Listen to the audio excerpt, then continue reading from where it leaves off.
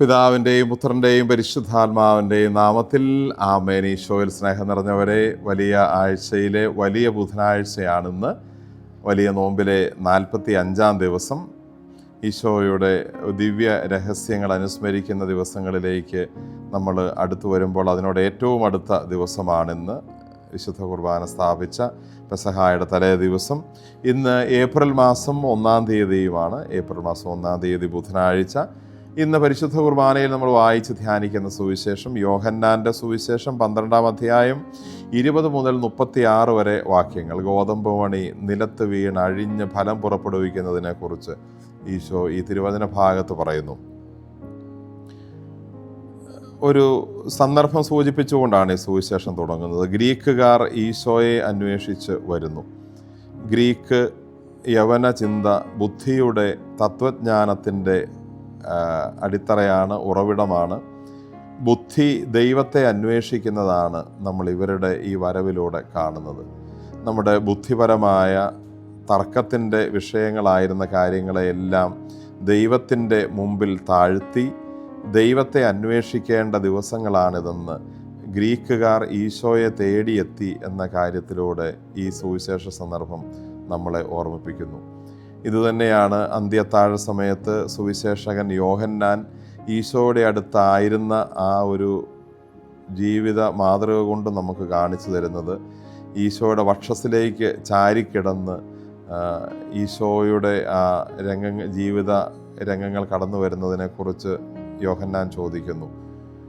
ഈശോയുടെ നെഞ്ചിനോട്, ഹൃദയത്തോട് യോഹന്നാൻ്റെ തലച്ചോറ്, ബുദ്ധി അതിന് താഴെയാക്കി വെച്ചല്ലേ അതിനോട് ചേർത്ത് വെച്ച് അവൻ്റെ ചിന്തകളേക്കാൾ ദൈവത്തിൻ്റെ പദ്ധതികളെ സ്വീകരിക്കുന്ന ഒരു യോഹന്നാൻ്റെ ചിത്രമാണ് സുവിശേഷം നമ്മുടെ മുമ്പിൽ അക്കാര്യത്തിൽ അവതരിപ്പിക്കുന്നത്. ഇവിടെ ഗ്രീക്കുകാർ ഈശോയെ തേടി വരുന്നു. വിജ്ഞാനം ലോകത്തിൻ്റെ വിജ്ഞാനമല്ല, അതിനും മുകളിലുള്ള ദൈവത്തെ ആണ് അന്വേഷിക്കേണ്ടത്. അഥവാ ലോകത്തിൻ്റെ വിജ്ഞാനം നമ്മളെ സഹായിക്കേണ്ടത് ദൈവത്തെ തേടാനാണ് എന്നൊരു സൂചന കൂടി ഇവിടെ ഗ്രീക്കുകാർ ഈശോയെ തേടി വരുന്നുവെന്ന് പറയുന്നതിലൂടെ നമ്മൾ മനസ്സിലാക്കുന്നു. അവർ ശിഷ്യന്മാരുടെ അടുത്ത് വന്ന് പറയുന്നു, ഞങ്ങൾ ഈശോയെ കാണാൻ ആഗ്രഹിക്കുന്നു. ഈ ദിവസങ്ങളിലെ എല്ലാ കാര്യങ്ങളിലും നമ്മുടെയും ഏക ആഗ്രഹം ഇതായിരിക്കട്ടെ എന്ന് സ്നേഹപൂർവ്വം പ്രാർത്ഥിക്കുന്നു. നമ്മുടെ തിരുക്കർമ്മങ്ങളിൽ, നമ്മൾ കാണുന്ന മനുഷ്യരിൽ, നമ്മുടെ ജീവിതത്തിലുണ്ടാകുന്ന സന്ദർഭങ്ങളിൽ, സംഭവങ്ങളിൽ, നമ്മുടെ ജീവിത സാഹചര്യങ്ങളിൽ, അവസ്ഥകളിൽ എല്ലാം നമുക്ക് ഈശോയെ കാണാൻ ആഗ്രഹം ഉണ്ടായിരിക്കട്ടെ.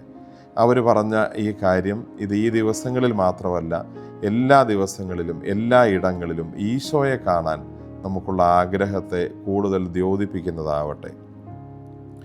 ഈ ചോദ്യം കേട്ടപ്പോൾ, ഈ അഭ്യർത്ഥന കേട്ടപ്പോൾ പീലിപ്പോസും അന്ത്രയോസും കൂടി അതിനുള്ള വഴി ഒരുക്കുകയാണ്. അവർ ഈശോയുടെ അടുത്ത് ചെന്ന് കാര്യം പറയുന്നു.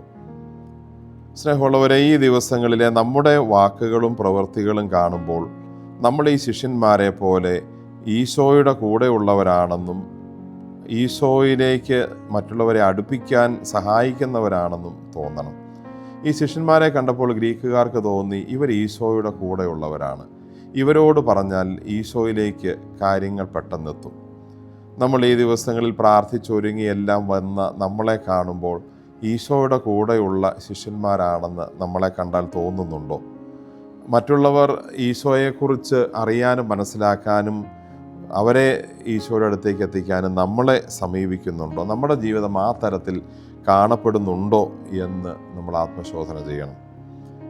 മൂന്നാമതൊരു കാര്യം കൂടി നമ്മൾ പ്രത്യേകം ശ്രദ്ധിക്കുന്നു. ഈശോ ഇവർ വന്നതിനെക്കുറിച്ചൊക്കെ പറയുന്നത് കേൾക്കുമ്പോൾ ഈശോ പറയുന്നൊരു കാര്യം ഇതാണ്: ഞാൻ ഭൂമിയിൽ നിന്ന് ഉയർത്തപ്പെടുമ്പോൾ എല്ലാ മനുഷ്യരെയും എന്നിലേക്ക് ആകർഷിക്കും.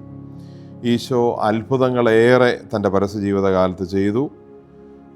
രോഗസൗഖ്യങ്ങൾ കൊടുത്തു, പുതിയ കാര്യങ്ങൾ പഠിപ്പിച്ചു, പുതിയ രീതിയിൽ സമൂഹത്തിൽ ഇടപെട്ടു. ആ കാലങ്ങളെക്കാളൊക്കെ ആളുകളെ ആകർഷിച്ചത് ഈശോ കുരിശിൽ സ്വയം ബലിയായി മാറിയ സന്ദർഭത്തിലാണ്. ഈശോ കുരിശിൽ ഉയർത്തപ്പെട്ടപ്പോഴാണ് കൂടുതൽ പേർ ഈശോയെ ശ്രദ്ധിച്ചതും ഈശോയിലേക്ക് ആകൃഷ്ടരായതും.